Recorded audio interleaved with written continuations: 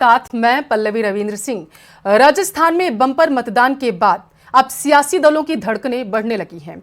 हर तरफ से जीत के दावे किए जा रहे हैं। कांग्रेस बीजेपी का जीत के लिए अपना अलग ही गणित है, जहां दोनों तरफ से बड़ी जीत होने की बात कही जा रही। आज हम इसी मुद्दे पर डिबेट करेंगे कि किसके दावे में आखिर कितना दम है। तमाम मेहमान हमारे साथ जुड़ चुके हैं, चर्चा करेंगे इस मुद्दे पर।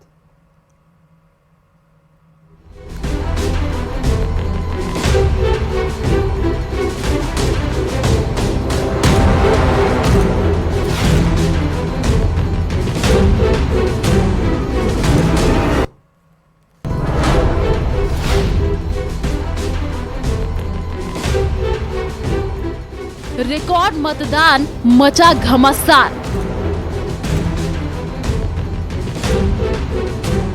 किसे फायदा, किसे नुकसान? किसको मिलेगी राजस्थान की कमान? स्पष्ट बहुमत कांग्रेस को मिलेगा और भाजपा को अभूतपूर्व समर्थन, स्नेह और आशीर्वाद। किसके दावों में दम?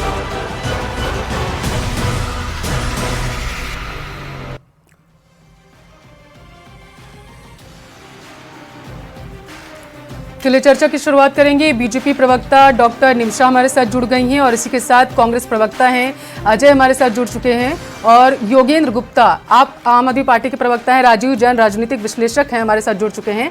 आप सभी मेहमानों का बहुत स्वागत है।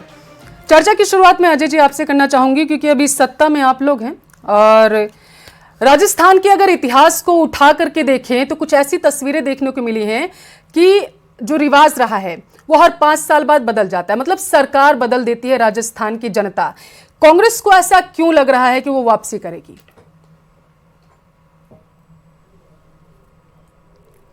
देखिए पल्लवी जी, राजस्थान में इस बार कांग्रेस पार्टी रिवाज बदलने जा रही है, क्योंकि 2018 से लेके जनता के सामने 2023 तक का एक शासन रहा है, जिस शासन में सरकार ने एक अभिभावक की भूमिका निभाते हुए आम आदमी की सेवा की है। आप ये देखिए कि राजस्थान में जिस तरह से महंगाई राहत कैंप, जिस तरह से आम आदमी को लाभ देने का प्रयास किया, जिस तरह से आम आदमी को बिजली से, सिलेंडर से, चिकित्सा से, स्वास्थ्य से, शिक्षा से, हर क्षेत्र में, सड़क, पानी, ऐसा कोई क्षेत्र सरकार ने नहीं छोड़ा है जिसमें आम जनता की मदद नहीं की जाए। दूसरी ओर एक वो सरकार है जो 2014 से लेके 2023 तक हिंदुस्तान की जनता और राजस्थान की जनता के सामने उस सरकार का भी रिकॉर्ड है और कांग्रेस सरकार का रिकॉर्ड है। आप ये देखिए, अच्छे दिनों की बात करने वाली सरकार, अच्छे खुशहाल दिनों की बात करने वाली सरकार की बात का आप लेखा जोखा देखें तो आज देखिए हिंदुस्तान इंडेक्स में, हंगर इंडेक्स में 1125 की जगह 111वां स्थान हिंदुस्तान का है। अब ये देखिए एनवायरमेंट इंडेक्स में अगर हिंदुस्तान का कहीं स्थान है तो 180 में से 180वां नंबर हिंदुस्तान का है। अब ये देखिए हैप्पीनेस इंडेक्स में अगर हिंदुस्तान का कहीं स्थान है तो 140 में 121वां स्थान है। अब ये देखिए मतलब आप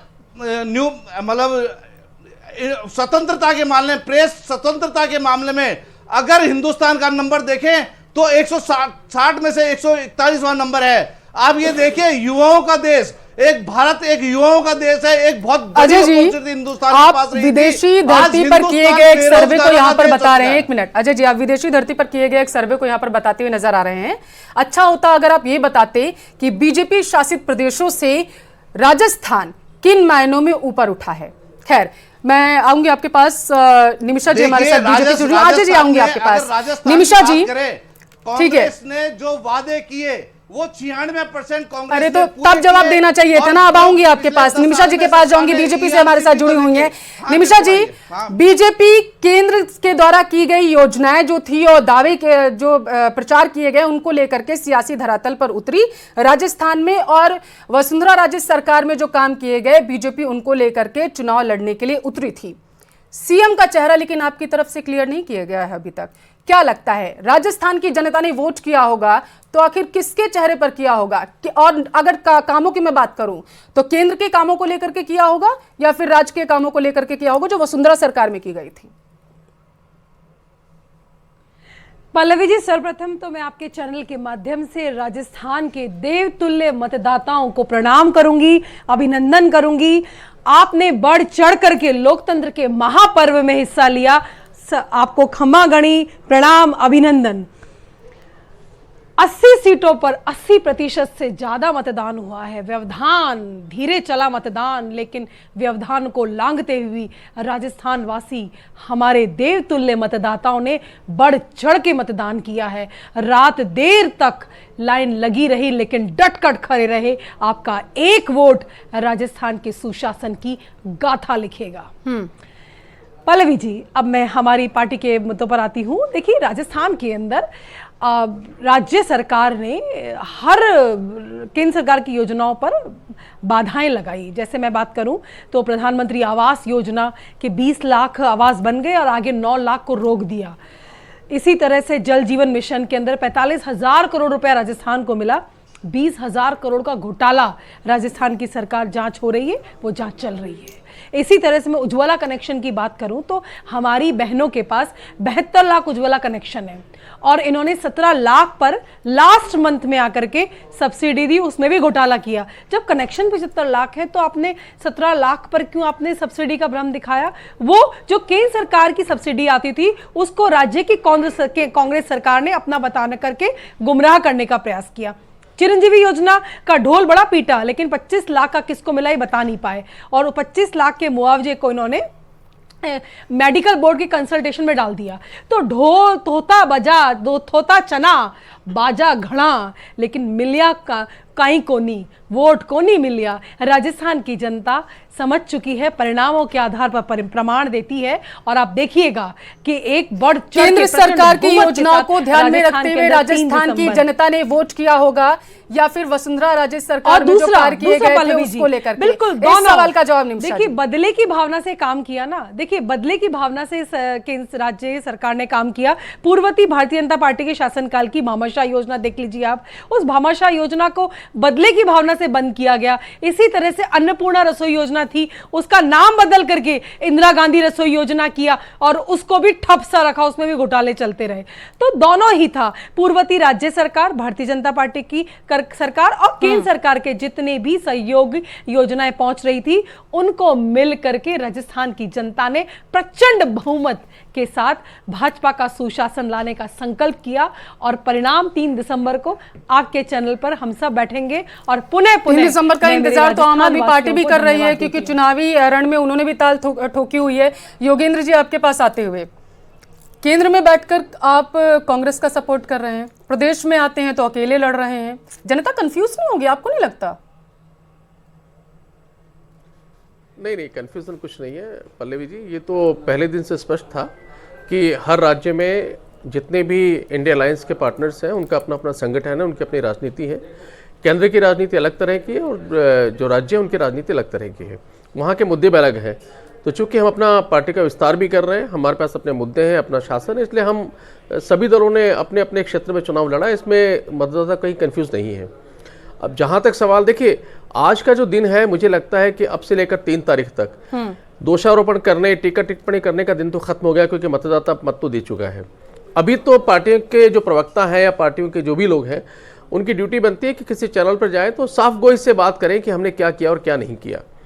जहां तक मैं समझता हूं, और आप जो सवाल पूछ रही हैं, हम सबसे सवाल पूछा है, देखिए ये चुनाव बड़ा अद्भुत चुनाव रहा है। ठीक है राजीव जी, मैं उनके पास जाऊंगी, लेकिन उससे पहले ठीक है मुद्दे राजीव जी के पास जाऊंगी, लेकिन योगेंद्र जी, आपने एक बड़ी अच्छी बात बोली कि जो भी राजनीतिक पार्टियों के प्रवक्ता टीवी चैनल्स पर आ रहे हैं, उन्हें ये बताना चाहिए कि वो क्या कार्य करने वाले हैं और अगर किसी प्रदेश में उनकी सरकारी होगी तो वो क्या काम कर रहे हैं। योगेंद्र जी, आप तक आवाज पहुंच रही है मेरी? एक ही मुद्दा था, योगेंद्र जी, है कि सत्ता बदलती, इसलिए योगेंद्र जी आप तक आवाज पहुंच रही है मेरी? राजनीति शायद राजस्थान ने पहली बार देखी है। ठीक है जी, आवाज पहुंच रही है अब तक मेरी?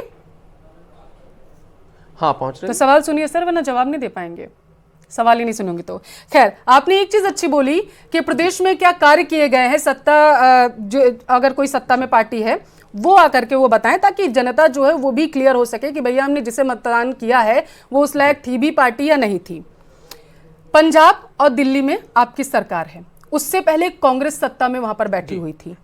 ऐसा क्या दावे आपने किए जो कांग्रेस सत्ता से वापस चली गई, जो आप राजस्थान में आए हैं, अभी भी कांग्रेस वहां पर सत्ता में है, और जैसा राजनीतिक गलियारों में कहावत है कि कांग्रेस का वोट काटने की आप जो आम आदमी पार्टी है वो कहीं ना कहीं नजर आती है, तो क्या राजस्थान में ऐसा क्या करेंगे आकर के आप?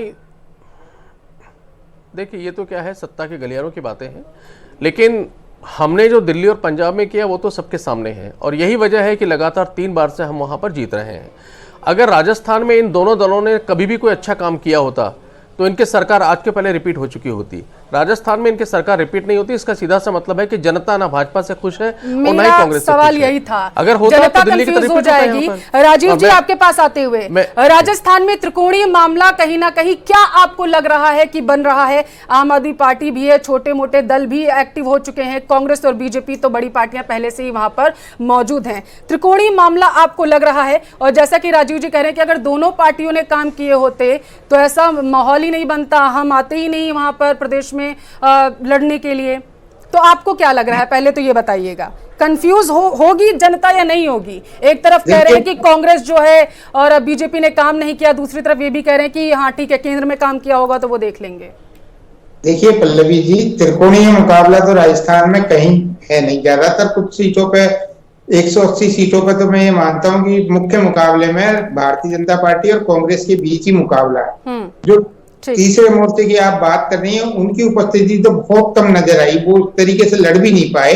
पूरे राजस्थान की 200 सीटों में से देखा जाए 199 पे चुनाव हुए हैं, तो निश्चित तौर पे 180 पर तो सीधा मुकाबला कांग्रेस और भाजपा के बीच ही है। बाकी 20 सीटों पे हो सकता है कि जो छोटे दल, जैसा आपने कहा, आम आदमी पार्टी, आरएलपी है, बसपा है या निर्दलीय है, वो अपना एक मुकाबला अपने स्तर पे ही उनके उम्मीदवार लड़ रहे हैं। पार्टी के स्तर पर तो कहीं ऐसा नजर नहीं आया कि आम आदमी पार्टी कोई किसी मुकाबले में कहीं है या और दल हैं। तो निश्चित तौर पे अभी मैं कांग्रेस के प्रवक्ता और बीजेपी के प्रवक्ता दोनों को सुन रहा था, जो अपने अपने सरकार के काम बता रहे थे। निश्चित तौर पे कांग्रेस के प्रवक्ता का जो सरकार के काम है उनका उल्लेख किया, वो वाकई अच्छे हैं, इसमें कोई दो राय नहीं। लेकिन कांग्रेस के साथ सबसे बड़ी मुसीबत क्या हुई कि इसके शासन में कहीं भ्रष्टाचार, पेपर लीक या अन्य इस तरीके की घटनाएं हुई जो काफी कांग्रेस को नुकसान पहुंचाएंगी। और जो इनके विधायक रहे, स्थानीय विधायक, जिनको कांग्रेस पार्टी ने रिपीट कर दिया, चुनाव मैदान में उतार दिया, उनके जो एंटी इनकम्बेंसी है वो एक नुकसानदायक है। और भाजपा ने जहां तक है कि कांग्रेस के जो घोटाले या उस तरीके की चीजें हैं उनको कहीं बुनाया नहीं चुनावी मैदान में उस ढंग से। वो ध्रुवीकरण के मुद्दे को ज्यादा उन्होंने उछाला, उसका उनको थोड़ा बहुत एक कहीं ना कहीं किन्हीं सीटों पर बेनिफिट भी मिलता दिख रहा है। अभी निमिषा जी कह रही थी, आपने उनसे पूछा भी वसुंधरा राजे सरकार के काम, तो निश्चित तौर पर वसुंधरा राजे के सरकार के कोई काम वो गिना नहीं पाई। वो 1-2 काम, अन्नपूर्णा रसोई और भामाशाह योजना, इन्हीं का उल्लेख करती रही। जबकि मैं दावे के साथ ये कह सकता हूँ कि 2013 से 2018 के शासन में भाजपा एक बड़े बम्पर बहुमत से 163 सीटों के साथ सत्ता में थी। उन 5 सालों में कोई काम सरकार ने ऐसा कुछ नहीं किया जो जनता को राहत पहुंचा सके। तभी तो 2018 के चुनावों में हर जगह ये नारा लगा था कि मोदी तुझसे बैर नहीं, और बाकी आप देख लीजिए। तो उसके पीछे एक जो धारणा थी लोगों की कि वसुंधरा राजे के शासन में ऐसा कोई उल्लेखनीय काम दिखता हुआ नहीं हुआ। जबकि विकास के जो काम होने चाहिए, जो शहरी विकास है, जयपुर में 2013 से 2018 तक कोई न पुल बना, ना कोई नई सड़क बनी।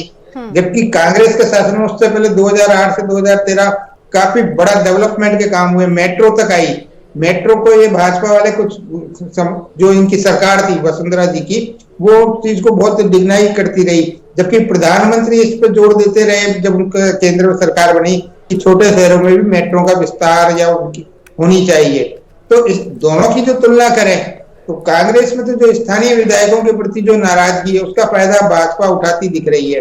और जो कांग्रेस के काम, ये भाजपा के बिल्कुल बीजेपी उठाती है जरूर दिख रही है। और बीजेपी ने सीधे टारगेट करने की कोशिश इस बार आधी आबादी यानी कि महिलाओं को की है, और दूसरी तरफ किसानों को टारगेट करने की कोशिश यहां पर बीजेपी की तरफ से की गई। हालांकि कांग्रेस भी पीछे नहीं रही है। अजय जी, बड़ा साधने की कोशिश की है आप लोगों ने, किसानों को ब्याज मुक्त कर्ज देने की जो आप लोगों ने बात कही है, अपने जो 7 गारंटियां दी थी, उससे क्या लगता है किसान जो हैं वो प्रभावित हो जाएंगे?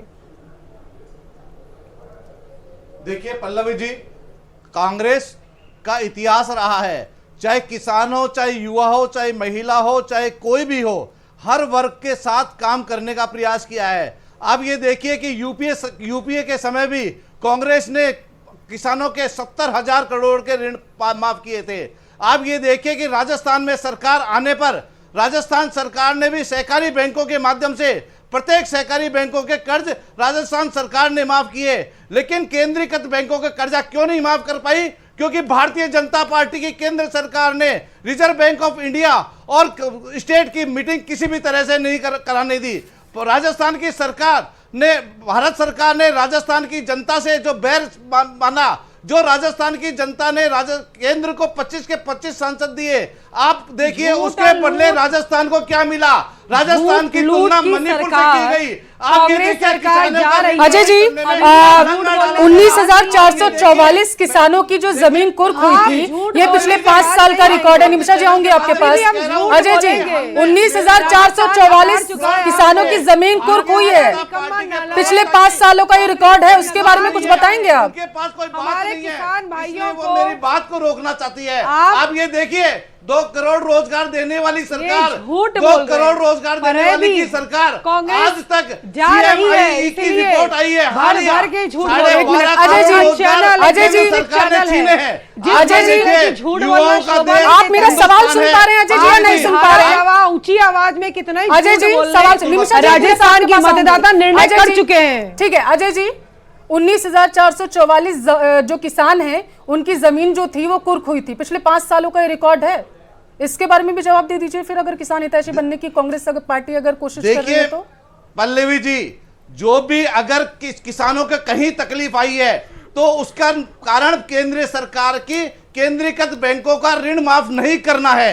आप पल्लवी जी मेरी बात सुनिए, आपने पिछली बार भी मेरी बात अंतर्राष्ट्रीय पिछले 5 साल से आप लोग सत्ता में हैं और आप ये कहना चाहते हैं कि कांग्रेस हाथ पर हाथ धरे बैठी हुई थी। वो ये कोशिश कर रही थी कि केंद्र में बैठी सरकार कोशिश करे आकर के 19,444 किसानों की जो जमीन कुर्क हुई है उसके लिए जिम्मेदार केंद्र सरकार है। कमाल कर रहे हैं आप अजय जी। निमिषा जी आपके पास आते हुए वो तो कह रहे हैं, समय की कमी है मेरे पास। निमिषा जी वो तो कह रहे हैं कि हम कार्य करने, अशोक गहलोत सरकार ने हर बार कहा कि वन टाइम सेटलमेंट कमेटी के माध्यम से निमिषा जी वो तो कह रहे हैं हम कार्य करना चाहते थे, आपने हमें कार्य नहीं करने दिया। आप केंद्र में बैठे हुए हैं, आप लोगों को हमने लिस्ट भेज दी थी, आप लोगों ने जो केंद्र शासित बैंक थी उनकी तरफ से उनका कर्जा ही नहीं माफ किया गया, आप लोगों ने काम नहीं करने दिया। 10 दिन में कर्जा माफ हो जाएगा, ये घोषणा किसने की थी? संपूर्ण कर्जा माफ हो जाएगा 55 लाख किसानों को, ये घोषणा करने वाले कांग्रेस के मुखिया।